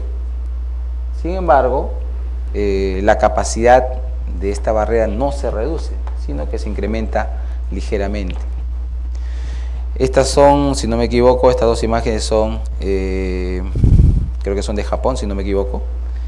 Y este es un modelamiento hecho en Suiza, en el WSL, que es el instituto de montaña que tienen ellos allá.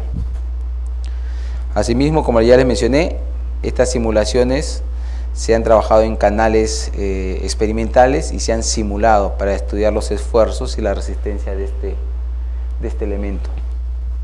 Entonces esto ya está estudiado harto. Creo que aquí en el Perú hay una empresa que los comercializa, creo que es TDM, si no me equivoco. Ellos también, ya con toda esta experiencia de esta técnica, han tomado el producto y creo que con un buen tino lo están ofreciendo aquí en el país.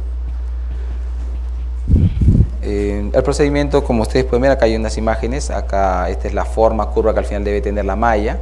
Hay una carga hidrostática que está actuando sobre la estructura. Sin embargo, como esto es una malla, el agua se drena rápidamente y esta carga hidrostática desaparece y simplemente queda la carga debido a la masa propia del sólido que se ha acumulado, ¿no? Se convierte en una presión simplemente del sólido, más no del agua, porque esta se drena. Para el diseño de este tipo de barreras flexibles se tiene que tomar en cuenta el ángulo de reposo, digamos el ángulo de estabilidad que va a obtener o que se estima que debería obtener el material acumulado, que no es igual a la pendiente del cauce, de la quebrada o del río, sino que se estima que debe ser aproximadamente, de acuerdo a estudios, 2/3 la tangente de este valor. O sea, 2/3 la tangente del fondo de este lecho. Entonces, esta pendiente que se tiene aquí, se utiliza en una ecuación tipo Manning, donde esta pendiente sería el equivalente a la pendiente de energía que nosotros usamos, y se usa un N, entre comillas, un N de Manning, que tampoco es el mismo N de Manning que nosotros manejamos, sino es como dicen ellos, un pseudo coeficiente de Manning.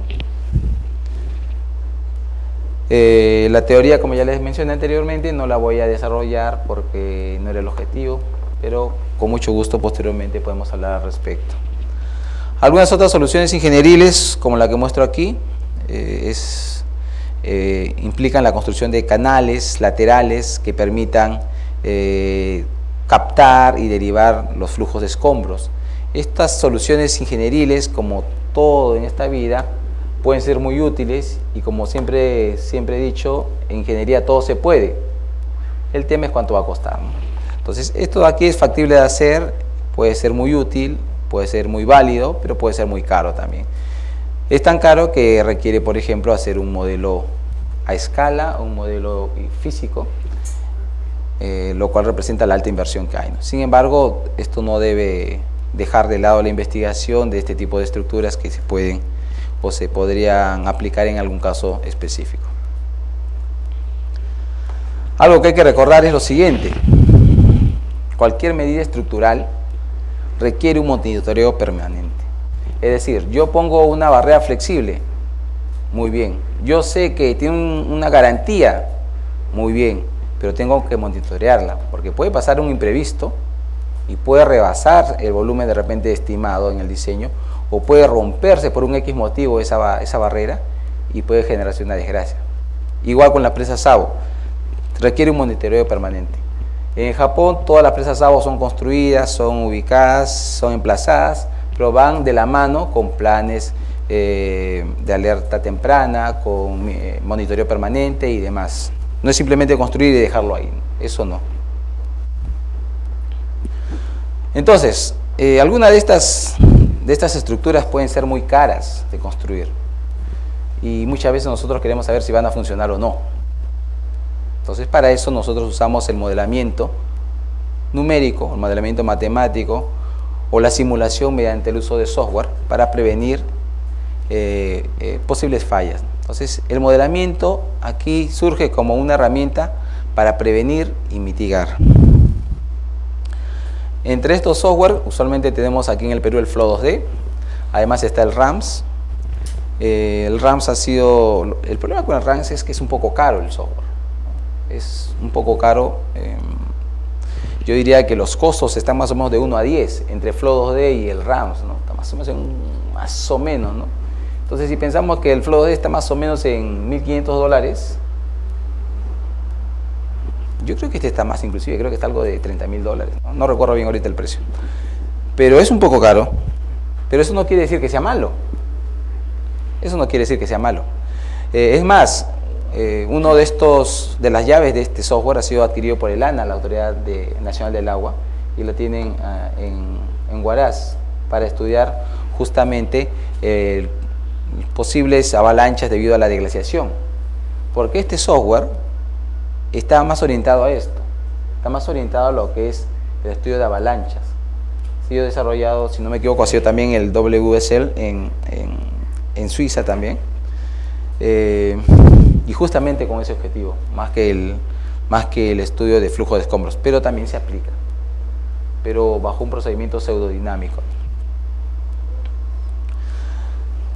Dentro de lo que es entonces el modelamiento, además del modelamiento, creo que acá voy a tener que hacer clic, del modelamiento por software, tenemos modelos físicos como este. Esta es una quebrada experimental que se tiene en Suiza, es también del Instituto de Montaña. Como ustedes pueden ver, aquí se generó un huaico, lo que nosotros conocemos como huaico. Acá la caja del canal se ha recubierto con concreto para mantener una sección constante y se puedan evaluar estos desplazamientos. Este es otro ejemplo. Esto es un canal de pendiente fija que se ha construido en Estados Unidos, en el observatorio del volcán Cascada. Bueno, nosotros quisiéramos hacer algo así, estamos por ahí luchando, construir algo menos más chiquito, pero que pueda ser funcional. Creo que se podría lograr muchas cosas. Este es un laboratorio, esto es lo que quisiéramos nosotros construir, más o menos a escala. Esto también está en Suiza, en el Instituto de Montaña, Swiss Federal Institute for Forest, Snow and Landscape. Acá se estudian, es suficiente con este tamaño de canal para poder hacer estudios bastante importantes referentes a lo que es el flujo de escombros. Esto funciona con unos aspersores que hay en la parte superior. Y bueno, veamos algunos ejemplos de aplicación para evaluar lo que serían las estructuras. Esta es la zona de Ilabaya, esto está en Tacna. Si alguno de ustedes conoce, por acá pasa el río Ilabaya, que después se convierte en el río Locumba. Aquí está Ilabaya. Por acá viene una quebradita que le llaman Colocaya. Gracias. Acá hay una vista más amplia. Por acá viene el río. Acá está la quebrada. Acá está Ilabaya. Y ocurre que en épocas de lluvia, cuando la lluvia es muy fuerte, acá se genera un huaico. Y el huaico viene por acá. Y claro que el pueblito está acá arriba, no lo toca, pero igual que en el caso que mencionó Leonardo anteriormente, este volumen llega aquí y represa el río. Represa el río y toda la ciudad se inunda. Como en este caso, que es una foto de ahí, del lugar. Entonces, ¿qué es lo que hay que hacer en este caso? La quebrada tiene pendientes muy fuertes, lateralmente también los taludes son muy fuertes. Es un poquito complicado hacer ahí un dique porque la capacidad del dique sería muy poca. Entonces lo que se planteó hacer aquí fue construir una suerte de una poza. Esta es la ubicación de la zona de estudio, la quebrada, la delimitación de la quebrada que alimenta a este huaico. Se hizo usando el HMS una generación de hidrograma líquido. Sobre esa base se construyó el hidrograma sólido tentativamente. Esto después tenía que ser calibrado. Se aplicó el Flow 2D. Se usaron las ecuaciones que ya mencionó Leonardo anteriormente para estimar la viscosidad y el esfuerzo de excedencia. Y aquí viene la característica que es usual, lo que nosotros usamos usualmente cuando queremos simular o queremos modelar el funcionamiento de una estructura. La clave es esta. Por ejemplo, acá se ha ubicado la poza con las dimensiones planteadas. Se hicieron varios análisis para diferentes alturas. En este caso lo que hay que hacer es, o lo que nosotros hicimos, claro que hay otras formas también de hacerlo, es usar el Civil 3D para modificar la topografía. Modificamos la topografía y simulamos esta estructura aquí. Entonces, esto ya ingresaba simplemente como topografía, pero ya estaba insertada ahí la figura. Ustedes se dan cuenta, ¿no? Entonces, ubicado de esa manera, se corrió el software y se obtuvieron los siguientes resultados. Un hidrograma de entrada que me producía esta cantidad de agua y esta mezcla de agua con sedimento. Además, cuánto es lo que se almacenaba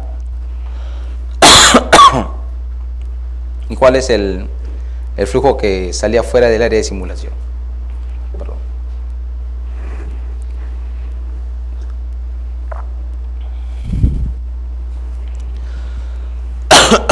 Aquí hay otros cálculos, los mismos cálculos, pero para diferentes alturas de cresta. Y esta es la simulación. En este caso, como ustedes pueden ver, aquí había zonas de acumulación y este es digamos, los tirantes de lodo que se produciría. Este es otro ejemplo, el que ya mencionó también Leonardo. La quebrada Kansas. La quebrada Kansas está ubicada cerca de la ciudad de Ica. El problema con esta quebrada es que cuando se activa, su material llega aquí y afecta a la ciudad. Entonces se buscó la forma de controlar esto y se construyeron unos diques. Unos diques que tienen una forma similar a las presas Savo, pero son diques, es decir, no tienen perforaciones. Entonces se quería estudiar o analizar cuán bien funcionaban. Se modificó también la topografía, como ustedes pueden ver. Estos son los diques.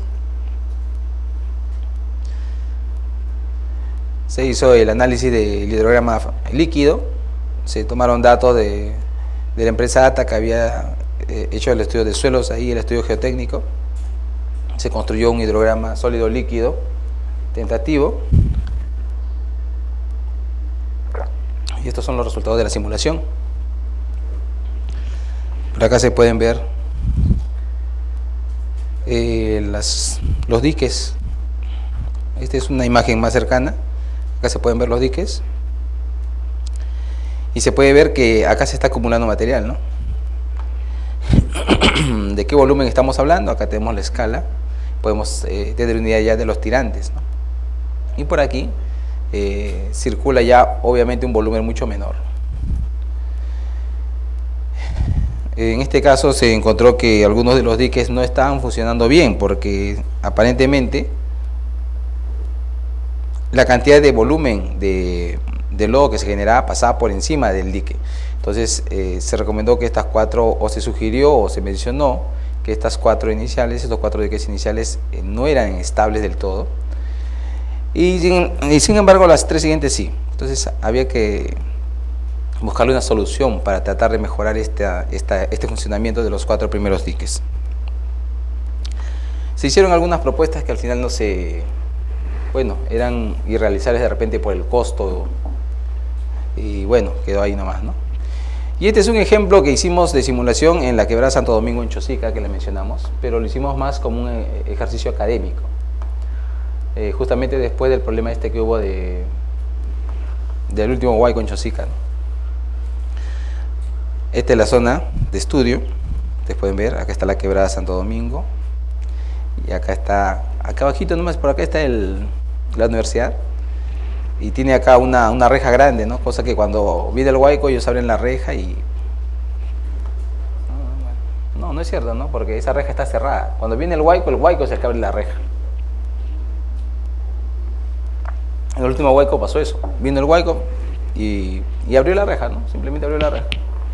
Porque el huaico no se detiene ante nada, ¿no? Características geomorfológicas de la zona de estudio.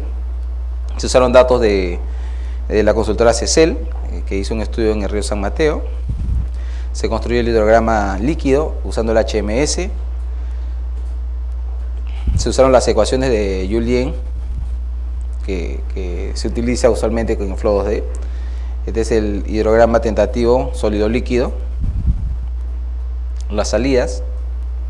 Se encontró lo siguiente, ¿no? Que el volumen de entrada de agua era 35.000 metros cúbicos y la mezcla con sedimentos era 49.000. Es un volumen bastante grande, ¿no?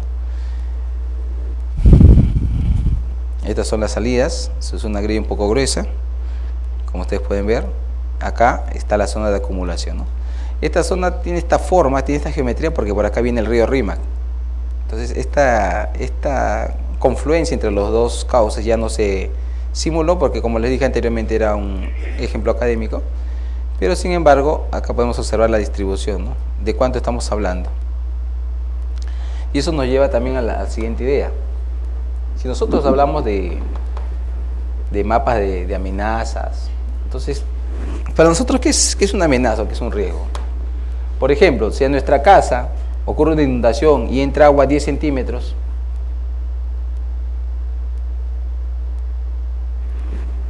¿qué pasó? Yo creo que no va a pasar mucho, ¿no? De repente se quemará algo, pero algún artefacto, pero no va a pasar nada, ¿no? Pero ¿qué pasa si ustedes tienen, por ejemplo, vamos a poner un ejemplo tonto, una piscigranja y entra 10 centímetros de lodo? Pues lo tapa toda la piscigranja, ¿no? Porque eso es un hueco, ¿no? Entonces, ahí viene el tema de definir qué es para nosotros, o cuál para nosotros es la altura o el tirante o la referencia que va a definir nuestra vulnerabilidad o nuestro riesgo. ¿Por qué menciono esto? Porque el software Flow 2D tiene esa opción, te permite definir y construir tus mapas de vulnerabilidad. Como muestro aquí, este es un mapa de amenaza. Bueno, aquí no he puesto la escala de colores, pero lo que quería mostrarles será esto, ¿no? Que es, con el software y con el modelamiento computarizado podemos obtener de forma muy simple el mapa de amenazas. Y si al comienzo hablamos de cambio climático, incremento de eventos, ocurrencias, volúmenes, etcétera, etcétera, etcétera, entonces actualmente nosotros vamos a tener que empezar a trabajar y a modelar escenarios muy variables y muy distintos. Y entonces lo que es el modelamiento computacional va a ser una herramienta, y ya es una herramienta importante para evaluar el riesgo y asimismo las medidas de mitigación que podemos tomar. Ok, conclusiones. Entonces, el uso de modelos numéricos permite simular los efectos de una estructura. Como ya mencioné anteriormente, no es complicado modificar solamente la topografía. Además, permite evaluar la opción económicamente más rentable, porque yo puedo, como mencioné hace un momento, poner diferentes estructuras de diferente altura y de acuerdo a mis resultados evalúo cuál es más rentable o no. Y finalmente me permite construir mapas de vulnerabilidad en función a lo que yo necesite, ¿no? Eso sería todo.